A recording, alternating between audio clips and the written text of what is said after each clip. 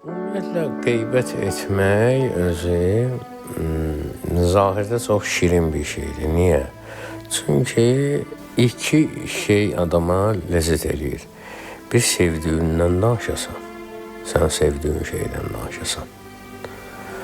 Məsəl üçün, mən şeiriyyatı sevirəmsə, sən mənə şeiriyyatdan danışsan və sən o xeridar olsun, mənə ləzzət eləyəcək, söhbət şirin alınacaq.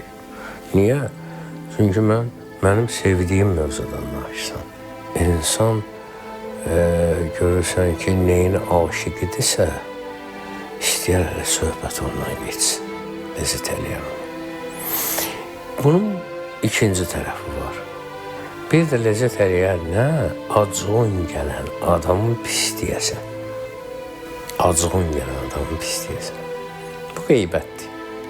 Durub deyərsən ki, ya, olan söhbət eləyirəm də, olan söhbət qeybət, orada olmasa böhtan var, olmayan söhbət böhtandır. Hələ olmuş söhbət eləyirsən ki, qeybətdir. Qeybət də böyük günahlardandır, həqiqətən. Amma bundan uzaq olmağın bir dənə yaxşı bir dərmanı var, o da nədir? Sən həmişə qeybəti kimin qeybətməlisən? Acığın gələn adamın.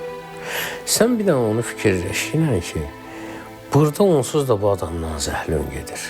Niyə görə bunu söhbətini eləyirsən ki, sonra cavab verəndə orada sənə aparacaqlar o zəhlən gedən adama ki, yalvar ki, sənə bağışlasın.